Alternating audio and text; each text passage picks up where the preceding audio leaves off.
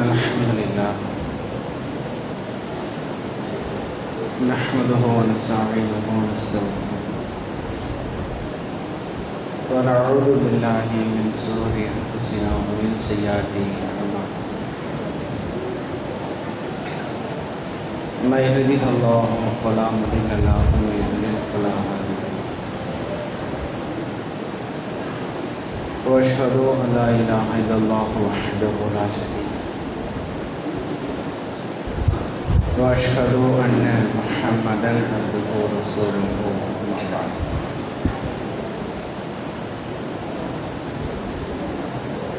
يا أيها الذين آمنوا اتقوا الله حق تقاته ولا تموتن إلا وأنتم مسلمون فقال نبينا صلى الله عليه وسلم فإن أصدق الحديث كتاب الله وأحسن الحديث حديث محمد صلى الله عليه وسلم وشر الأمور محدثاتها وكل محدثة بدعة وكل بدعة ضلالة وضلالة في النار.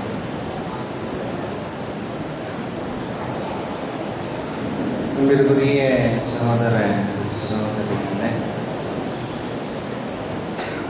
அல்லாஹ்வுடைய அளப்பெரும் கிருபையினால் ரமலானுடைய மாதத்தை அடைந்து அதனுடைய 3ஆம் பகுதியில் நாம் எல்லாம் அமர்ந்து கொண்டிருக்கிறோம்.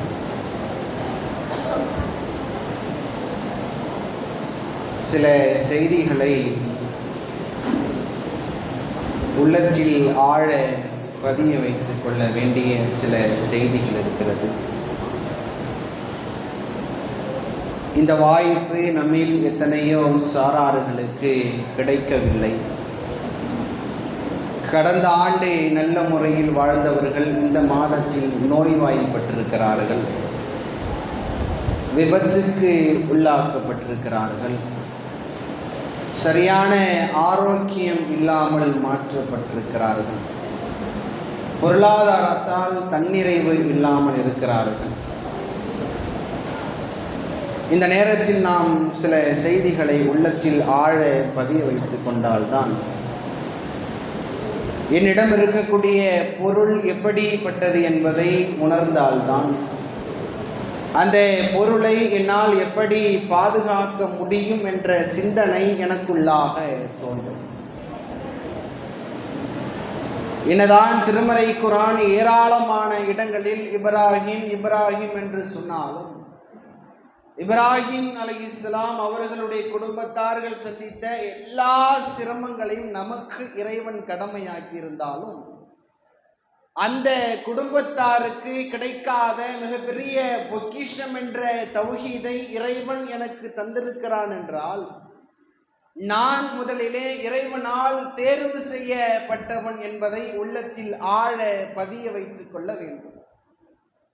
950 ஆண்டு காலம் பூமியிலே வாழ்ந்து அதிலே சில ஆண்டு காலம் ஏகத்துவத்தையும் எடுத்து வைத்த நூஹ் அலைஹிஸ்ஸலாம் அவர்களுக்கு இறைவன் அவர்களுடைய குடும்பத்தாருக்கு இந்த தௌஹீதை கொடுக்கவில்லை.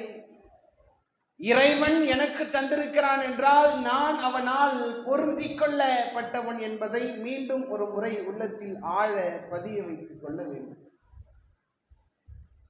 இஸ்லாத்திற்காக நபி அவர்களோடு ஒட்டிய உறவாக இருந்தும் ஏராளமான தியாகங்களை பொருளாதாரத்தாலும் உடல் உழைப்பாலும் போர்க்களம் வரைக்கும் சென்று வந்த அபீ தாலிப் அவர்களுக்கு இறைவன் இஸ்லாத்தை கொடுக்கவில்லை. இறைவன் எனக்கு தந்திருக்கிறான் என்றால் நான் இறைவனால் அருள் செய்யப்பட்டவன் என்பதை முதலிலே விளங்கிக் கொள்ள வேண்டும். இந்த கொள்கை இத்தனை சாரார்களுக்கு கிடைக்கவில்லை. ஏனென்றால் திருமறை குர்ஆன் சொல்லுகிறது, லக்கது மன்னல்லாஹு அலல் முஃமினீன், நபியே நாம் தான் உமக்கு தௌஹீதை கொடுத்து அதன்பால் பேரருள் செய்திருக்கிறோம்.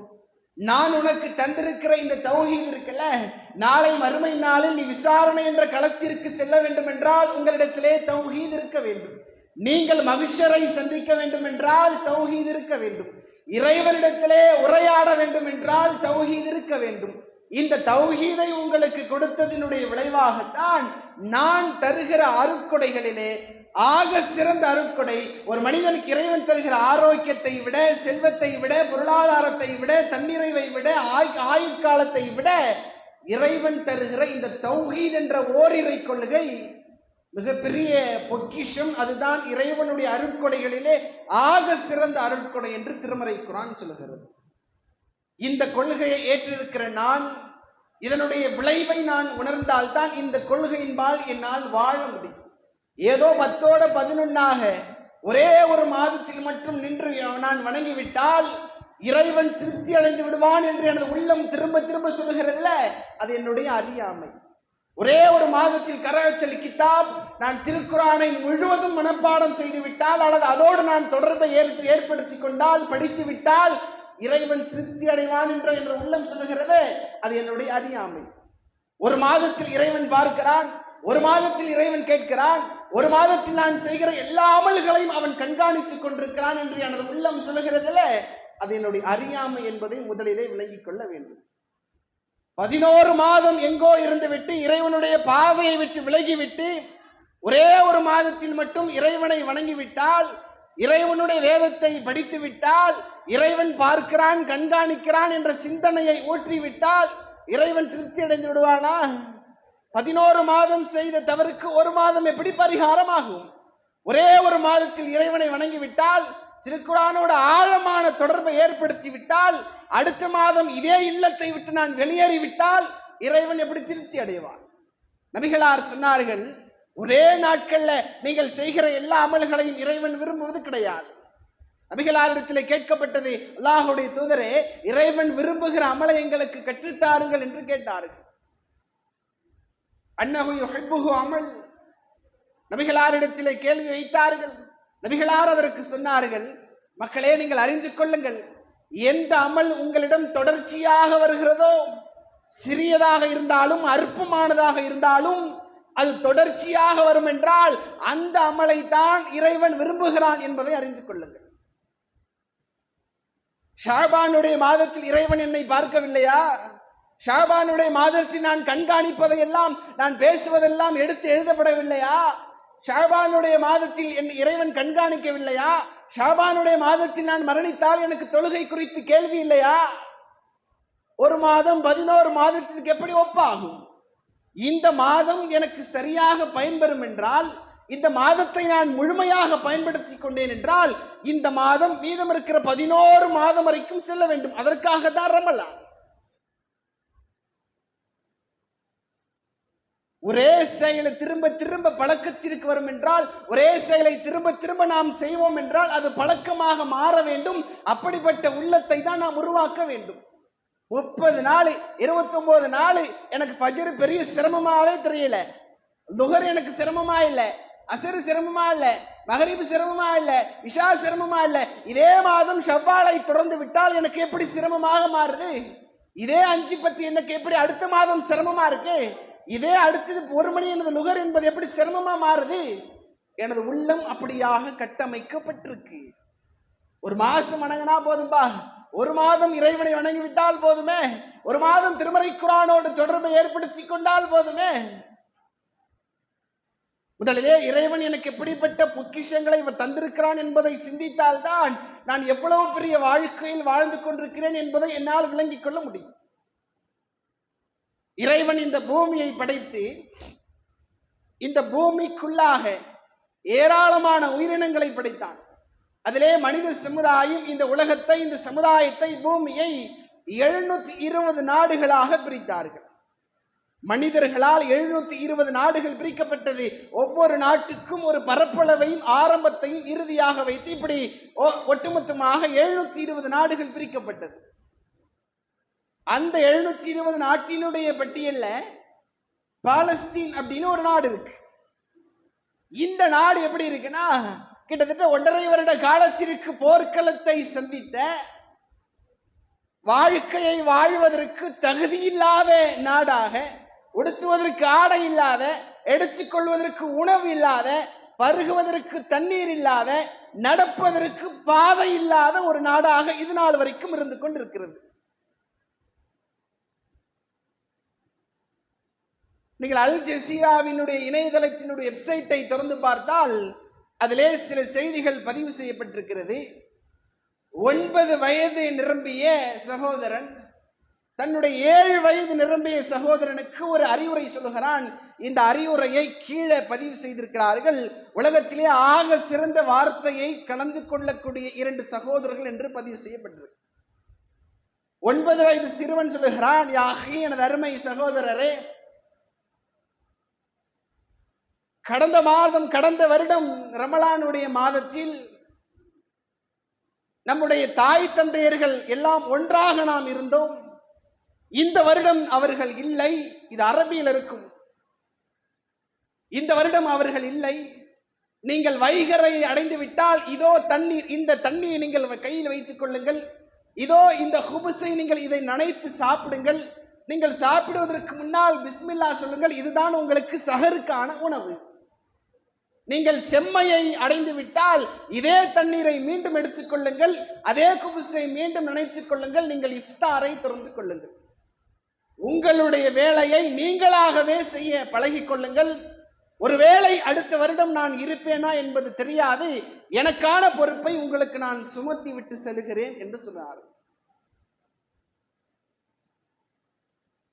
நான் எனது உள்ளம் எந்த உணவை சாப்பிட ஆசைப்படுகிறதோ அதை நான் சஹருக்கு தேர்வு செய்கிறேன். எனது உள்ளம் இறைச்சியை சாப்பிட வேண்டுமா சொன்னால் நான் இறைச்சி சாப்பிட வேண்டும் என்ற உள்ளம் சொல்லுகிறது. வேறு ஒரு உணவை சாப்பிட வேண்டும் என்று ஆசைப்பட்டால் உள்ளம் வேறு ஒரு உணவை தேடுகிறது. சஹருக்கு நான் பலவிதமான உணவுப் பொருட்களை சாப்பிடுகிறேன், உள்ளம் ஆசைப்படுகிறது. அவர்கள் இஃப்தாருக்கு பிறகு இரவு தொழுகை தொழுகிறார்கள். நீண்ட மிகப்பெரிய நீளமான டென்ட் போடப்பட்டிருக்கு. அந்த டென்ட்டுக்குள்ளாக இது போன்ற ஏராளமான மின்விசிறிகள் கிடையாது. இது போன்ற ஏராளமான மின் விளக்குகள் கிடையாது. ஆனாலும் அவர்களுடைய செயல் இதுநாள் வரைக்கும் உயர்ந்திருப்பதற்கு ஒரே ஒரு காரணம் இறையச்சத்தை தவிர வேறு எந்த ஒன்றும் கிடையாது. ஒருவேளை அந்த சகோதரன் அமர்ந்திருந்த இடம் என்ன தெரியுமா? போன வருடம் அவர்களுடைய வீடு இருந்த இடம் இன்றைக்கு தரைமட்டமாக்கப்பட்டிருக்கிறது. அதனுடைய ஒரு கட்டையில் அமர்ந்து கொண்டுதான் தன்னுடைய சகோதரனுக்கு இந்த செய்தியை எடுத்து வைக்கிறார். எனக்கு இது போன்ற சூழல் ஏற்பட்டால் முதலிலே நான் இறைவனின் பக்கம் எனது உள்ளம் சாயுமா, அல்லது அப்படி சாய்க்கப்பட்டால் அவனை இறைவன் பற்றி நான் பற்றி பிடித்துக் கொள்வேனா, நான் அவனை சரியான முறையிலே வணங்க வேண்டும் என்ற எண்ணம் எனக்கு வருமா என்பதை நாமே பரிசோதனை செய்து கொள்ளும். 2 நாட்களுக்கு முன்னதாக நாம் இங்கு இஃப்தாருக்கு ரோல் விரிக்கிறோம்ல, பேப்பர் ரோல், அந்த மாதிரி பேப்பர் ரோல் மிகப்பெரிய வெள்ளை கலர்ல ரோலை விரிச்சு அதுல 130 குழந்தைகளுடைய ஜனாசாவை வரிசலா வச்சிருக்கிறாங்க. 130 குழந்தைகளுடைய ஜனாசா கஃனிடப்பட்டு சுருட்டப்பட்டு இருக்கு. கீழே பதிவு செய்யப்பட்டிருக்கிறது, இது இஃப்தாருக்காக ஏற்பாடு செய்யப்பட்ட உணவல்ல, மரணம் என்றால என்னவென்று தெரியாத குழந்தைகள் மரணித்திருக்கிறார்கள். இது பாலஸ்தீனத்தில் 2 நாளுக்கு முன்னதாக நடந்தது.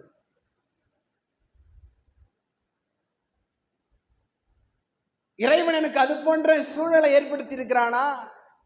எந்த நேரமும் நான் மரணிப்பேன் என்ற எண்ணம் எனது உள்ளத்தில் ஆழ பதிந்திருக்கிறதா? ஒருவேளை அது என்னுடைய குழந்தையாக இருந்தால் எனது உள்ளம் எப்படியாக இருக்கும்? நான் ரமலானை சிந்திக்க முடியுமா? அல்லது எனது குழந்தை குறித்து நான் வருத்தப்பட முடியுமா? என்னுடைய உள்ளம் எதை நினைக்கும்? ஆனாலும் நான் இன்னமும் ஆழ எனது உள்ளம் சொல்லுகிறது, ஏன்பா நீ 1 மாசம் தொழுதா போதும், 1 மாசம் நின்று வணங்கினா போதும், 1 மாதம் கரத்தில் கிதாப் நீ திருக்குரானை ஓதினால் போதும், இலகி சபீலா அல்லாஹுடைய பாதை 1 மாதம் நீ நேரத்தை ஒதுக்குனா போதும்பான்னு சொல்லி ஒருத்த ஆழமா சொல்லிக்கிட்டே இருக்கான். உண்மையாகவே இந்த ரமலான் என்னை பக்குவப்படுத்தியது என்றால் ஷவ்வாலுடைய மாதத்தில் நான் ஃபஜ்ர் தொழுகைக்கு வர வேண்டும். அதுதான் என்னுடைய இந்த மாதம் கடமையாக்கப்பட்டது. எதற்கு? நான் ஏராளமான உணவுகளை எடுத்துக்கொள்வதற்கோ, நான் கடந்த மாதத்தில் எப்படி இருந்தேன் அதே போன்று இருப்பதற்கோ, நான் உள்ளம் நினைப்பதை எல்லாம் உண்ணுவதற்கோ அல்ல. லஅல்லக்கும் தத்தக்கூன், நீங்கள் இறைச்சமுடையவர்களாக மாற வேண்டும் என்பதற்காக தான். அந்த மாற்றம் என்னிடத்தில் வருகிறதா? எத்தனையோ ரமலானை நான் அடைந்திருக்கிறேன், கடந்திருக்கிறேன், நிறைவு செய்திருக்கிறேன். அந்த மாற்றம் எனது உள்ளத்தில் ஆழ பதிந்திருக்கிறதா? இந்த மாதத்தில் செய்கிற வணக்கம் மீண்டும் ஒரு மாதத்திற்கு அடுத்த மாதம் வரைக்கும் செல்கிறதா? இந்த மாதம் உண்மையாகவே நம்மை பக்குவப்படுத்தினால் இந்த மாதத்தில் உள்ளத்தில் ஆழ பதிந்த தக்குவா 11 மாதத்திற்கு இலகுவாக கொண்டு போக வேண்டும். அடுத்து இறைவன் நாடினால் ரமலான் நமக்கு கிடைக்கும். அதை நாம் சரியாக அடைந்தால் அடுத்து ரமலான் கிடைக்கும் இறைவன் நாடினால். வேலிடிட்டி ரீசார்ஜ் மாதிரி 28 நாள் 29 நாள் முடிஞ்சிருச்சுன்னா அதோட ரீசார்ஜ் கட். பள்ளிவாசல்லாம் பிறகு பார்த்துக்கலாம். இது ஏதோ ஒரு கட்டடம் தானே, இப்படி ரோட்டோட போறப்ப பார்த்துக்கலாம். ஒன்றை உள்ளத்தில் ஆழ பதிவு வைத்துக் கொள்ளுங்கள். இந்த ரமலான் எல்லோருக்கும் கடமை என்றால் கிடையாது. எல்லோரும் நோன்பு வைக்க வேண்டும் என்றால் கிடையாது. யாருக்கு முடிகிறதோ அவர்கள் வைத்துக் கொள்ளுங்கள். இந்த மாதத்தை யார் அடைகிறாரோ அந்த மாதத்தில் அடையக்கூடியவர் நோன்பு வைக்க முடியும் என்றால் நீங்கள் நோன்பு வையுங்கள். கர்ப்பிணி பெண்கள் நோன்பு வைக்க தேவையில்லை. பாலூட்டும் தாய்மார்கள் நோன்பு வைக்க தேவையில்லை. கருவை சுமந்தவர்கள் நோன்பு வைக்க தேவையில்லை. நோய்வாய்ப்பட்டவர்கள் முடியும் என்றால் வைக்கலாம், இல்லை என்றால் விட்டுக் கொள்ளலாம். வயோதிகர்களால் முடிந்தால் வையுங்கள், இல்லை என்றால் விட்டுக் கொள்ளுங்கள். ஜக்காத்தும் அப்படிதான். உங்களுக்கு பொருளாதாரம் ஒரு 86.5 கிராமிற்கு மேல இருக்கும் என்றால் நீங்கள் ஜக்காத்து கொடுங்க. ஹஜ்ஜும் அப்படிதான். உங்களிடத்திலே ஆரோக்கியம் இருக்க வேண்டும், பொருளாதாரமும் இருக்க வேண்டும், போய் வருவதற்கு சக்தியும் இருக்க வேண்டும். இதெல்லாம் இருந்தா செய்யுங்க. ஆனால் இந்த காரியம் அப்படியாக சொல்லப்பட்டிருக்கிறதா? உங்களால முடிஞ்சா வணங்குங்க, இல்லைன்னா ஒரு மாசம் வேலிடிட்டி மாதிரி ஒதுக்கி இருக்கா? உங்களால் நின்று வணங்க முடியும் என்றால் நீங்கள் நின்று வணங்குங்கள். முடியாவிட்டால் அமர்ந்து வணங்குங்கள். முடியாவிட்டால் நீங்கள் படுத்து வணங்குங்கள். முடியாவிட்டால் நீங்கள் கண்களால் செய்கை செய்யுங்கள். அதுவும் முடியாவிட்டால் உள்ளத்தால் நினைத்துக் கொள்ளுங்கள் என்று இந்த பண்பை இறைவனை நினைப்பவனும் சரி, நினைக்காதவனும் சரி, பொருளாதாரம் இருப்பவனும் சரி, இல்லாதவனும் சரி, இஸ்லாத்தின்படி வாழ்ந்தவனுக்கும் வாழாதவனுக்கும் இதுதான் கடமை.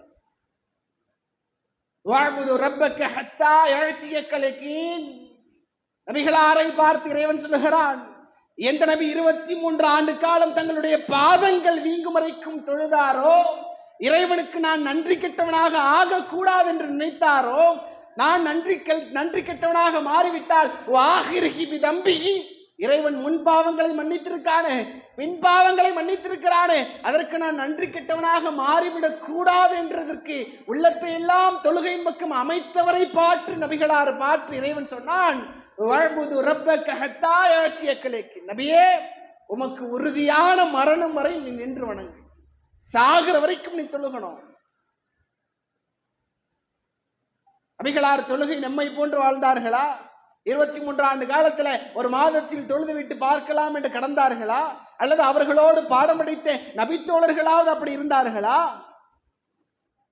அப்படி என்றால் எனது உள்ளம் எதைத்தான் சொல்கிறது? ஒரு மாதம் போதும் வா, பிறகு அதெல்லாம் நமக்கு சாப்டரே கிடையாது என்றால் நான் எதை உண்மை என்று நினைத்து வாழ்கிறேன்? இறைவன் பொய்யானவனா? தூதர் வந்தாரே பொய்யானவரா? மார்க்கம் பொய்யானதா? மரணம் பொய்யானதா? மறுமை நாள் பொய்யானதா? விசாரணை பொய்யானதா என்பதை எல்லாம் ஒரு பக்கம் நிறுத்தி பாருங்கள். என்னால என்ன பண்ண முடியும்? இஸ்லாத்தின்படி நீ வாழணும், அதான் ஒரு ரோலு. அதன்படி நீ வாழலனா எவ்வளவு பெரிய கொம்பனாக இருந்தாலும் உடைத்து விடுவேன் என்று இஸ்லாம் சொல்கிறது. மா யஃபலல்லாஹு பிஅதாபிக்கும் இன் ஷக்கர்தும் வஆமன்தும், நீங்கள் நம்பிக்கை கொண்டிருந்தால், அதன்பால் நல்லறங்களை செய்திருந்தால் நான் ஏன் உங்களை சிரமப்படுத்த போகிறேன் என்று இறைவன் சொல்லுகிறான். நீ உன் வேலையை கரெக்டா இருந்தீனா, உனக்கு கொடுக்கப்பட்ட வாய்ப்பை சரியா பயன்படுத்தினா, நீ அதன்பால் நம்பிக்கை கொண்டிருந்தால், அதனால் நல்லறங்களை செய்திருந்தால் நான் ஏன் உன்னை டார்கெட் பக்கம் வரப்போறேன்? நான் ஏன் உன்னை சிரமப்படுத்த போறேன்? நான் ஏன் உன்னை கஷ்டப்படுத்த போறேன்? இறைவன் கேட்கிறான். உண்மையாகவே இஸ்லாத்தின்படி வாழ்வதற்கு எனக்கு வாய்ப்பே இல்லையா? வாழ்வதற்கு வசதியே இல்லையா?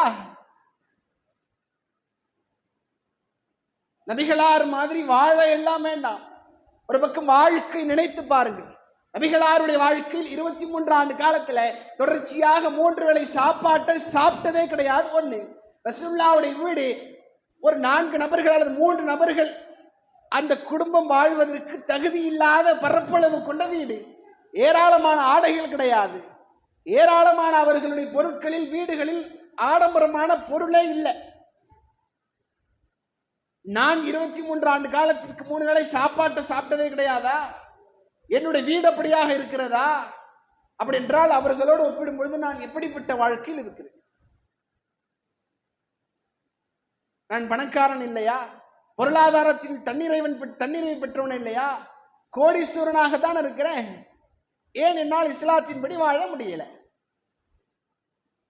எத்தனையோ சாரார்களுக்கு இறைவன் பொருளாதாரத்தை விசாலமாக கொடுத்து பல ரூபாய்களை மாதம் மாதம் மருத்துவமனைக்கு அல்லாஹ் கொண்டு போய் செலவு செய்ய வைக்கிறானே, அது போன்ற சூழ்நிலை நான் இருக்கிறேனா? எனக்கு ஆரோக்கியத்தை கொடுத்திருக்கிறான்ல, நல்ல கண் பார்வை இருக்குல்ல, நல்ல கேட்கும் திறன் இருக்குல்ல, இதுவெல்லாம் இல்லாமல் எத்தனை சாரார்கள் இருக்கிறார்கள்.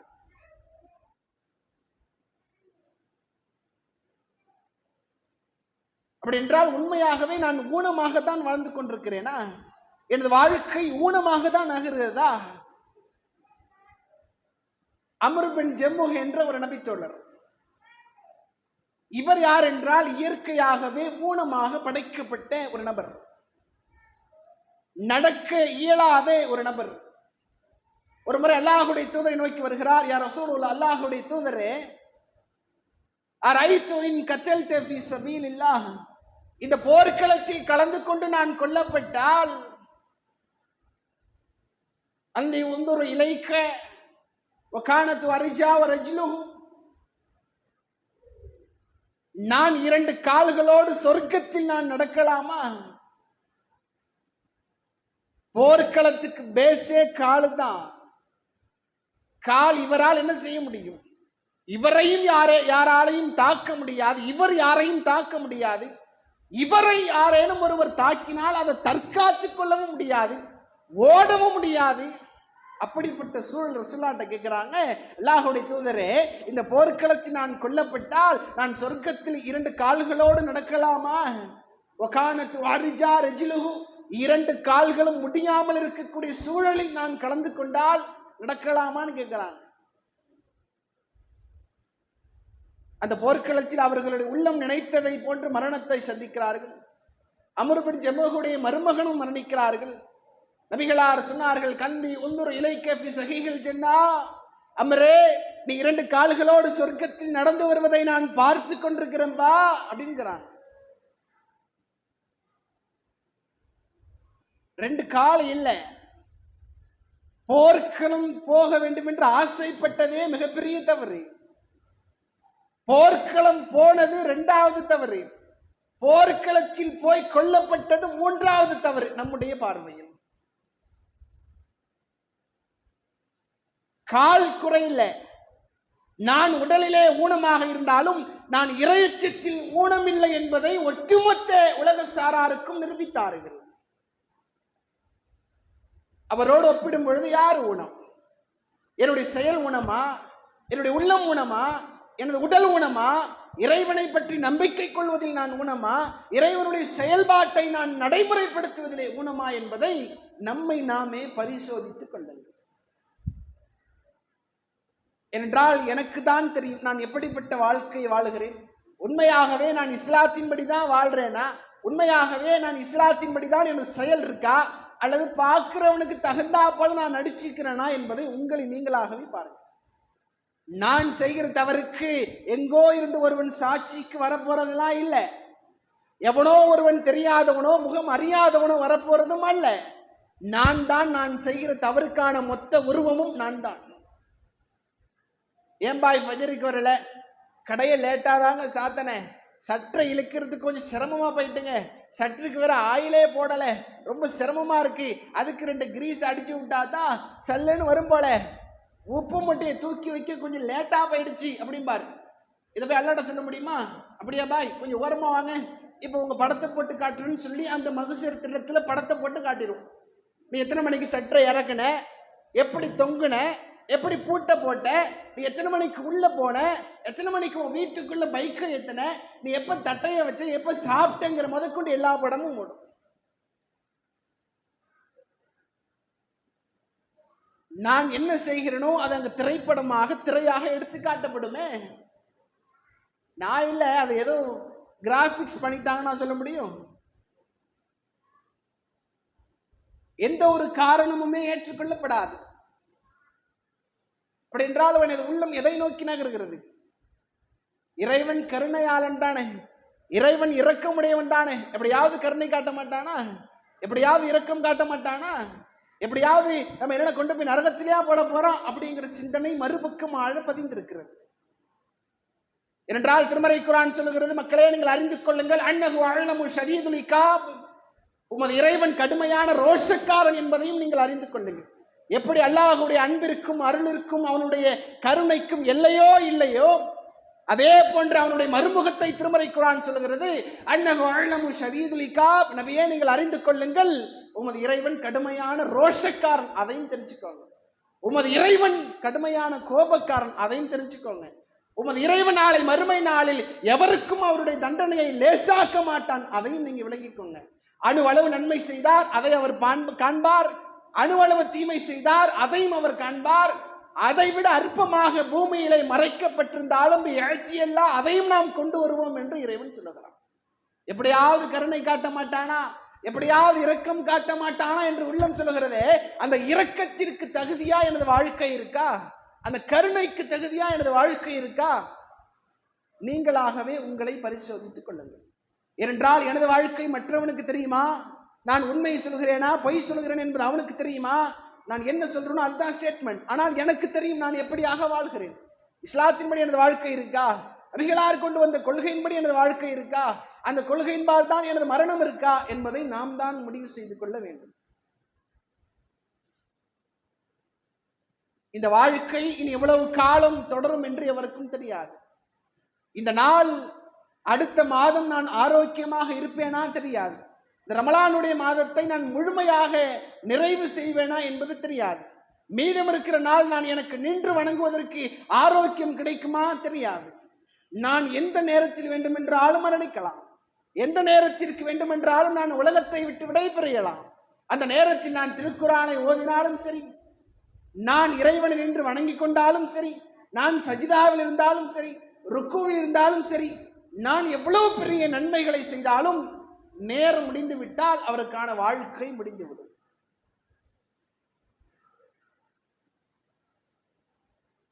யா அய்யுஹல்லதீன ஆமனூ, நம்பிக்கை கொண்டவர்களை இத்தக்குல்லா, நீங்கள் இறைவனை அஞ்சிக் கொள்ளுங்கள். வல் தன்துரு நஃப்சும் மா கத்தமத் லிகத், மறுமைக்காக நீங்கள் எந்த ஒன்றை சேகரித்து வைத்தீர்கள் என்பதை எண்ணி பாருங்கப்பா. என்ன வச்சிருக்க? சொர்க்கத்திற்காக நரகத்திலிருந்து உன்னை தற்காத்துக் கொள்ள, நரகத்திலிருந்து உன்னை பாதுகாத்துக் கொள்ள, நீ நரகத்திலே நுழையாமல் இருக்க உன்னிடம் என்ன நன்மை இருக்கு? எந்த ஒன்றை சேகரித்து வைத்திருக்கிறாய்? ஏதேனும் ஒன்றை நீ கொடுத்தால் தான் நான் உனக்கு சொர்க்கத்தை தருவேன்னு சொல்றேன். நான் என்ன கொடுக்க போறேன்? தொழுகையா, நோன்பா, ஹஜ்ஜா, ஜகாத்தா, தர்மமா, பெற்றோர்களை நான் அரவணைப்பதா, அல்லது உறவினர்களை நான் பேணுவதா, அல்லது உறவை நான் முறிக்காமல் வாழ்வதா, நான் சாகும் வரைக்கும் இறைவனை வணங்குவதா? எந்த ஒன்றை நான் கொடுக்க போறேன்? நாம் ஒரு தேவையை அடைய வேண்டும் என்றால், நமக்கு ஒரு பொருள் வேண்டும் என்றால், ஒரு கடைக்கு போனா நாம பொருளாதாரத்தை கொடுத்தா தான் அவன் என்ன செய்வான்? அந்த பொருளை கொடுப்பான். இன்னொருவனுக்கு சொந்தமான பொருளுக்கு நாம் ஆசைப்பட்டால், அந்த பொருளுக்கு நிகரான ஒன்றை நாம் கொடுத்தால் தான் அந்த பொருள் கிடைக்கும். இந்த சொர்க்கம் இறைவனுடைய படைப்பால் படைக்கப்பட்டது. நான் அதற்கு ஆசைப்பட்டால், அதற்கு நிகரான ஒன்றை நான் கொடுத்தால் தான் அது எனக்கு கிடைக்கும் என்று திருமறை சொல்லுகிறது. நான் எனது வாழ்க்கையில் சரியாக வாழ்ந்து அந்த தீர்ப்பு நாளை நான் இலகுவாக கடந்து எனக்கான விசாரணை எல்லாவற்றையும் முடித்தால் தான் அந்த சொர்க்கம் கிடைக்கும். இப்படியே காய்கறி வாங்குற மாதிரி கட்டப்பைய தூக்கிக்கிட்டு கிளம்பணும்னா கிடைக்காது. ஒன்றை உள்ளத்தில் ஆழ பதிய வச்சுக் கொள்ளுங்கள். மனிதர்களை திருப்திப்படுத்துவதுதான் கஷ்டம், இறைவனை திருப்திப்படுத்துவது அப்படி கிடையாது. மனிதர்களை திருப்திப்படுத்த முடியுமா? மனிதர்களை திருப்திப்படுத்துவதாக இருந்தால் உலகத்திலே சமுதாயத்தில் நபிகளாரை மாதிரி ஒரு மனிதர் வாழவும் முடியாது, வாழ்ந்ததும் கிடையாது. ஒழுக்கத்துல, பேச்சில, நடைமுறையில, குணத்துல, மக்களுக்கு மத்தியில பழகிற விதத்துல, அணுகுமுறையில, சிறுவர்களை மதிப்பதில், பெரியோர்களுக்கு மத்தியிலே நடந்து கொள்வதில் எல்லாவற்றிலும் பர்ஃபெக்டா இருந்தாங்க. எல்லாரும் ஏற்றுக்கிட்டாங்களா? எல்லாரும் ஒத்துக்கிட்டாங்களா? எல்லாரும் நம்பிக்கை கொண்டாங்களா? குணம் மக்களால் நேசிக்கப்பட்டது, விரும்பப்பட்டது. நபிகளாரையும் சில மக்கள் வெறுத்தார்கள்.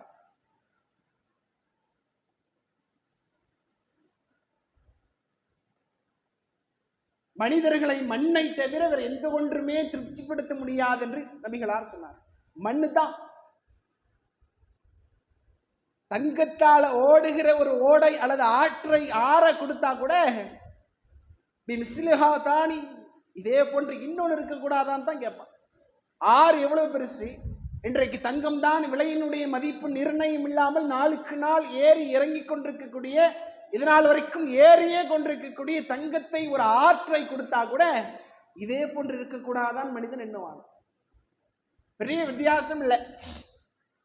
நாம நம்முடைய பையனுக்கோ மகளுக்கோ திருமணம் பண்றோம். இந்த ஸ்டேட்ல டாப் 10ல இருக்கிற ஃபர்ஸ்ட் ரேங்க்ல உள்ள ஒரு மாஸ்டரை கொண்டுட்டு வந்து இங்க இறக்குறோம். எல்லாத்தையும் சமைக்கிறோம். சிக்கன் பிரியாணி சமைக்கிறோம், தால்ச்சா வைக்கிறோம், வெங்காய பச்சடி வைக்கிறோம், ஸ்வீட்டு வைக்கிறோம், 65 வைக்கிறோம், எல்லாமே வச்சிடறோம். இவர் யாரு? நம்பர் 1 தரத்தில் இருக்கிற மாஸ்டர். பந்தியே போடுறோம்.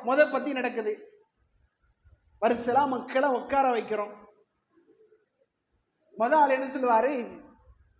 எல்லாம் ஓகே தான், கலர் மட்டும் கொஞ்சம் டல்லா இருக்கும் பாரு. இன்னொருத்தர் ஒரு வாய் சாப்பாடை எடுத்து வச்சுட்டு, என்ன மாஸ்டர் இவன், மாஸ்டரா இல்ல ஏலக்காய் வியாபாரியா, எத்தனை கை அள்ளினாலும் ஒரே ஏலக்காவா வருதுன்னு பாரு. இன்னொருத்தர் என்ன சொல்லுவான்? இன்னும் கொஞ்சம் சாப்பாடு வெந்திருக்கலாம் அப்படின்னு பாரு. இன்னொருத்தர் என்ன சொல்லுவாரு? கொஞ்சம் விரவரையா இருக்க அப்படின்னு பாரு. இன்னொருத்தர் என்ன சொல்லுவாரு? மட்டன் இன்னும் கொஞ்சம் வெந்திருக்கலாம். இன்னொருத்தர் என்ன சொல்லுவான்? மட்டன் வேகவே இல்லம்பா. சரி பரவாயில்ல, எப்படி இருக்கு? சரி, சிரமப்படுற மக்களுக்கு, நான்வெஜ் சாப்பிடாத மக்கள் இருக்காங்க, அவங்களுக்கு நம்ம சைவம்னு ஒரு கேன்டீன், ஒரு கவுண்டரை ஓபன் பண்ணோம்னா என்ன சொல்லுவான்?